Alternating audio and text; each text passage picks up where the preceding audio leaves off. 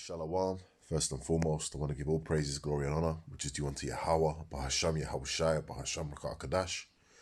Double honors to the apostles, bishops, and elders, a great Musa rule well, and lead the flock by example. And Shalom to the elect of Yahushai, the elect of Israel, starting with 144,000. It's the brother Napash from the GMS UK camp. And, come back to you with another lesson, and Lord, and it's an edifying lesson. Now, I was reading through this article, and I want to do a quick lesson on it. All right, the title reads, Would you survive 72 hours? Germany and the Nordic countries prepare citizens for possible war. Okay, and I want to touch on certain bits in this article. I'm going to flick through it. There's some interesting points. And I'm going to go into the scriptures because we are, in terms of prophecy, in terms of world wars, we're between World War II and World War III. And we're, we're much closer to the culmination of World War III. Okay, the finale. One of the major prophecies that we're waiting for to come to pass is Revelation 13 and 16 on down, the Mark of the Beast prophecy, which is the pretty much the implementation of a mass chipping of the people, okay, to put implantable chips in them, which is the Mark of the Beast. And, that's what we're warning our people for. We're doing these videos, we're going into these lessons, breaking it down to you, showing you the prophecies. And we know that once that is implemented, once that prophecy comes to pass in its entirety, that is when, it's not too long after that the missiles will be shot, because, it goes hand in hand with Jacob's Trouble, World War III. All right. So let's read a couple of the points on this. It says, apps and booklets are offering advice on how to build a bunker, stockpile food, and live without electricity in case the worst happens. Germany is developing an app to help people locate the nearest bunker in the event of an attack. Sweden is distributing a 32-page pamphlet titled If Crisis or War Comes. 500,000 Finns have already downloaded an emergency preparedness guide. If the prospect of a broader conflict in Europe seems remote for many, some countries at least are taking it seriously.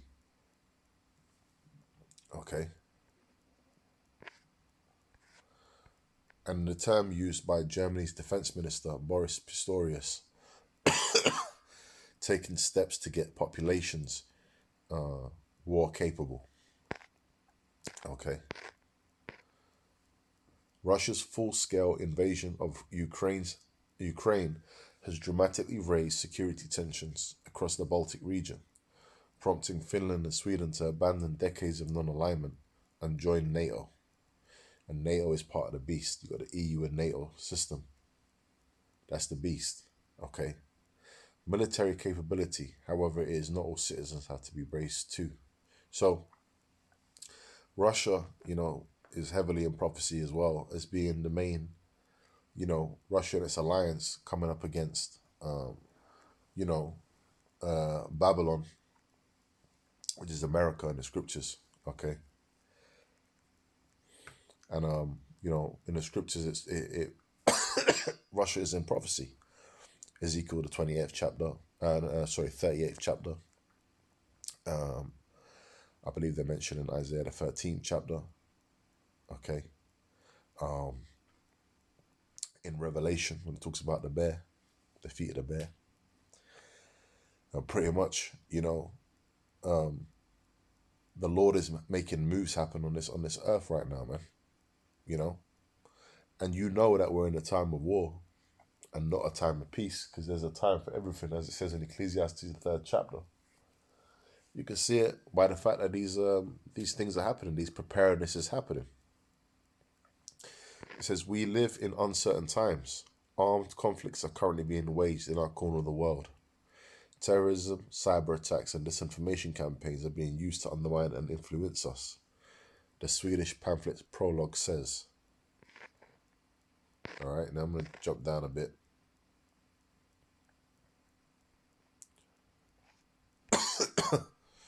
Swedes have long been familiar with such public information pamphlets. The first was issued in the Second World War, showing you what kind of time we're in. Okay, let me get a quick precept. This is Revelation 11 and 14. The second woe is past, which is talking about the Second World War. Woe meaning destruction, okay? That great destruction that happened in World War II, and World War One is in the scriptures too. Revelation 9 goes into that, right? Revelation 11 and 14, the second woe is past. So we're in a time now where the World War II is in the past. And behold, the third woe cometh quickly. All right. And we're seeing it develop before our eyes. All right. It says the latest advices on, among other topics, warning systems, air raid shelters, digital security, and how to use the toilet if there is no water. It is also recommends keeping a good supply of water at home, having plenty of blankets, warm clothes, and alternative heating, getting a battery-powered radio, and storing plenty of energy-rich, quick-to-prepare food. You know, which we're not. We are this household of faith. You know, we're not. How you say?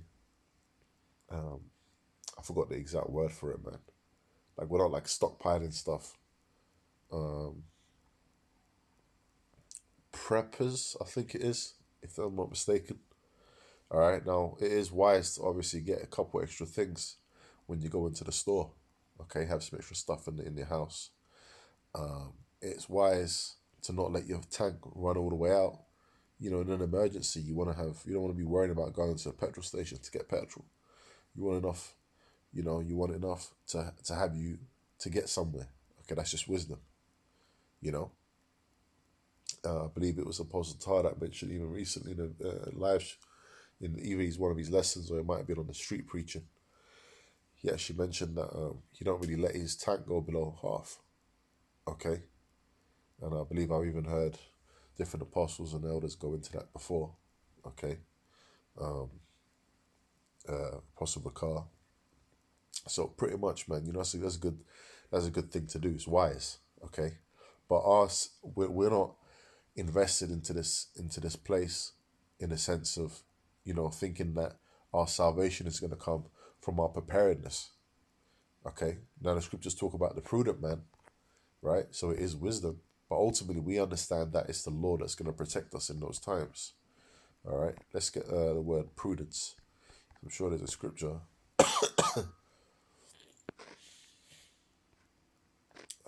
Bear with me.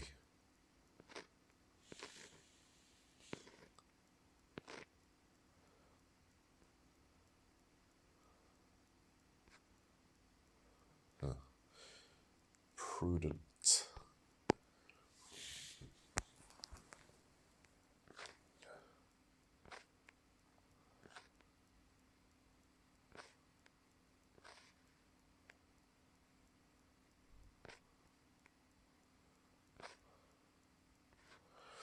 Proverbs 22 and 3.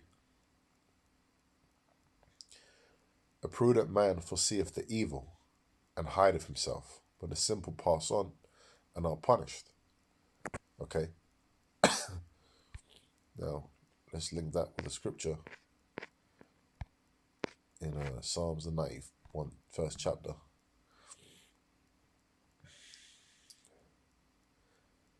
Psalms 91 and 1.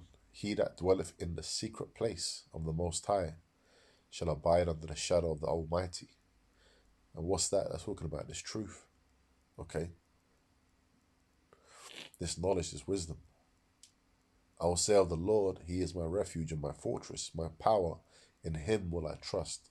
So we don't trust in those extra cans and all that, but we are applying wisdom. Okay.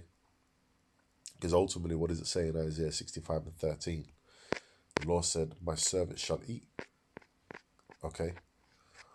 And there's many accounts in the scriptures where the Lord's prophets, the men of the Lord, were looked after and fed. All right, let me read that quickly. Isaiah 65 and 13. Therefore, thus saith the Lord Yahweh Bashmi Shai, behold, my servant shall eat, but ye shall be hungry.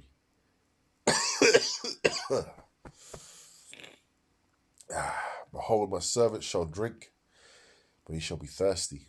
Behold, my servant shall rejoice, but you shall be ashamed. And excuse me, I'm a bit under the weather.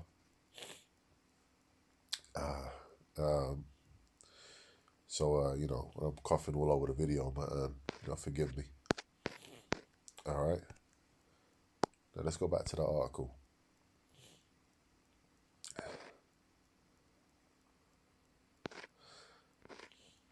Now, this is what I found is very interesting. In the salon, I've not heard many people talk about it. This is a hairdresser talking about it, okay? Just one said they had got it. He said they're not stressing or anything. But Muna Ayan, a healthcare worker from Stockholm, was concerned by how unconcerned many Swedes were.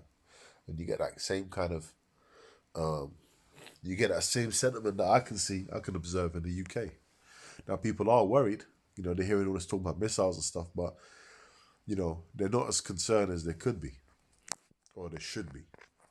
It says, having experienced conflict firsthand in Somalia, Ayan said she was frightened. That's because she's seen it. And what's coming ain't nothing compared to what she's already been. Ain't nothing compared to what she's been. What she's been through doesn't compare to what she's about to go through. Excuse me, that's the correct way of saying it. Okay? But she's someone who's experienced war. A lot of these people in the West, they've not experienced that. Okay? I've not experienced it. Okay? I'm 35 years old. I've not experienced war. Okay? Military drafts, bombings, blitzes. We've not experienced that. She said, I am scared because I know what war means. I have survived war, she said, adding that she had stocked up on water, battery lights, candles, and Vaseline. She was also trying to work out how to tell her 5 children without scaring them. For people from Somalia, Syria, or Iraq, talk of conflict in Sweden was traumatic, she said. We who have been in war, we are not well. We are very worried. Because if there is war, we know what will happen. In war, we have lost relatives. Some children will disappear.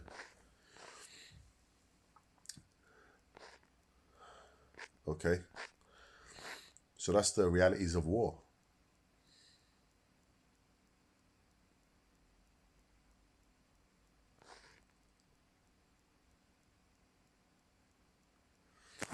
Now, you got the Norwegian pamphlet saying a week's worth of non-perishable food.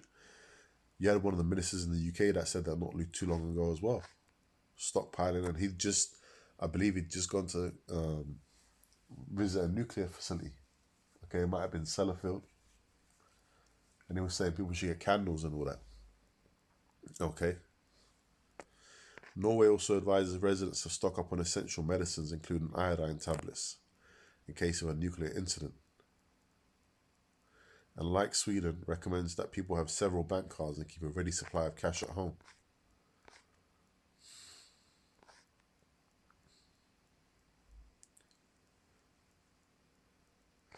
Right, now this is the point I wanted to get, which is alluding to the title of the article. Now, Finland, which shares an 830-mile border with Russia, asks its citizens bluntly, would you survive 72 hours? In a range of crisis situations, inviting them to put both their skills and their supplies through a series of tests. Now, 72 hours. Let me just do the math here. 24, 48. Yep, that's right. 72 hours is 3 days. And brothers have always gone into how these supermarkets hold a 3-day supply of stock. Okay? So it's interesting that they use the 3 days. It says the site has tips on strengthening psychological resilience to increase your ability to cope in difficult circumstances. And I'm going to be telling you, man, a lot of people out there, they ain't going to be able to even deal with that. Okay, they can't just deal with someone just being a bit rude to them. Okay? I've seen it. Okay. They can't even deal. Okay, well, yeah, people just speaking a bit, they can't even deal with a man just raising his voice, being manly in certain places. Okay. Now, let's get a scripture on the mindset that we're gonna have. Okay. And how that's gonna compare to people in the world. This is Isaiah 33:6. And wisdom and knowledge shall be the stability of thy times, and strength of salvation. The fear of the Lord is his treasure. So we're the ones that are going to be stable in that time. Everyone else is going to be, you know, most people are going to be losing it, man. All right, but the Lord is going to keep us stable through this knowledge, wisdom, and understanding. We've been ready. We've been bracing. Okay, you got more and more talk about it because there's conflicts going on. It's at their border. But we've been ready, man. Why? Because of the prophecies, because of our belief in Yahweh Shai Shai and this word. Okay.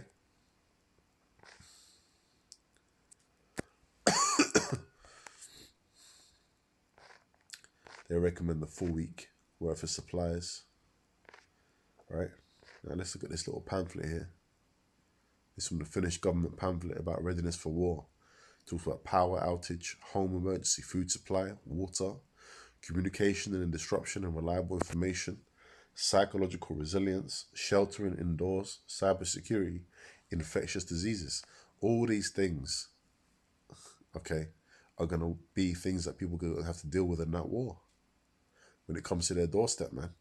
And you know what? There's going to be a lot of death. Because while that's all happening, there's going to be loads of more things happening too. Okay, the scriptures talk about, apparitions. It talks about dogs to tear. You're going to have troops. It's going to be mayhem, man. This is going to be a time like never before. Okay, now, I had a scripture, right? I wanted to get in 2nd Ezra 16 and 33. The virgins shall mourn, having no bridegrooms. The women shall mourn, having no husbands. Their daughters shall mourn, having no helpers. In the wars shall their bridegrooms be destroyed, and their husbands shall perish of famine. Okay, there's going to be a lot of death, man. All right? And, a lot of these women out there, okay, you're going to have, just strong, independent women's out there, okay? Even the ones that have got men, you're gonna have drafts and things of that nature. There's gonna be a lot of death. Now, the scriptures talk about this. A lot of these women out there that are proud. Well, look what's gonna happen, man. Because you're gonna have marauders. You're gonna have gangs of men out there. You're gonna be having all sorts, man. Military men. Okay, they're gonna have their way. Right. This is Isaiah 13, verse 16. It says, "Their children also shall be dashed to pieces before their eyes. Their houses shall be spoiled, and their wives ravished." Okay. And it actually goes on to say that the Lord stirred up the Medes against them. We're just talking about Russia. All right. And the main place of that destruction is going to take place in America.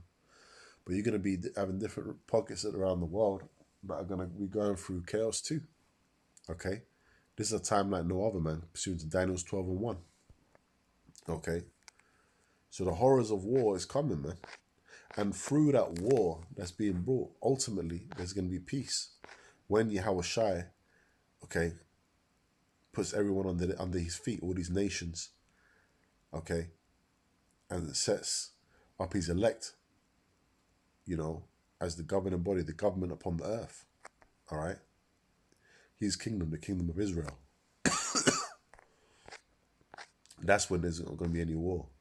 But until then, man, okay, there's going to be a lot of death, man. There's going to be a lot of perishing out there, okay?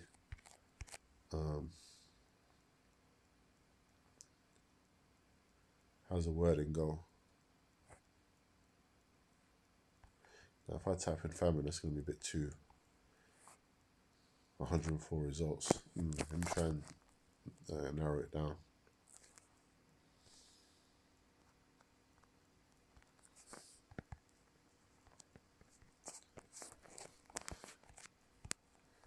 Do it partial. No.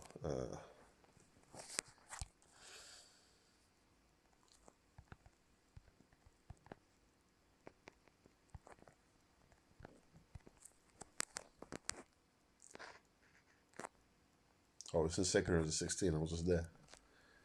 My bad. Let's go back to 2 Corinthians 16 and verse 22. For many of them that dwell upon earth shall perish of famine. Okay, because this, the access to food is going to be messed with. Okay. And the other that escape the hunger shall the sword destroy. Excuse me.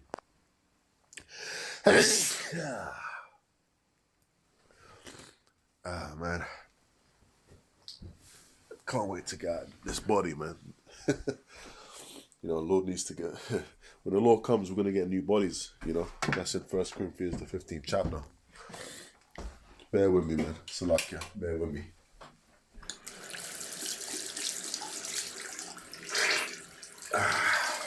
Excuse me. Man.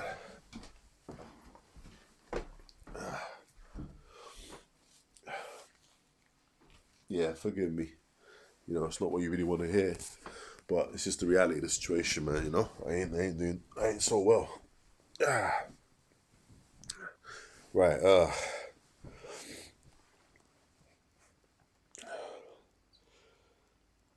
Yeah, and the other that escape the hunger shall the sword destroy.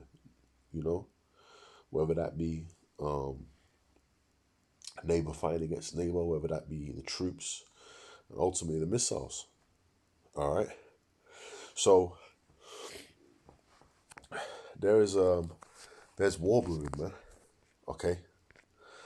And that's why in Ezekiel 21:9 it says, Son of man, prophesy and say, Thus saith the Lord, say a sword is sharpened and also furbished. It is sharpened to make a sore slaughter.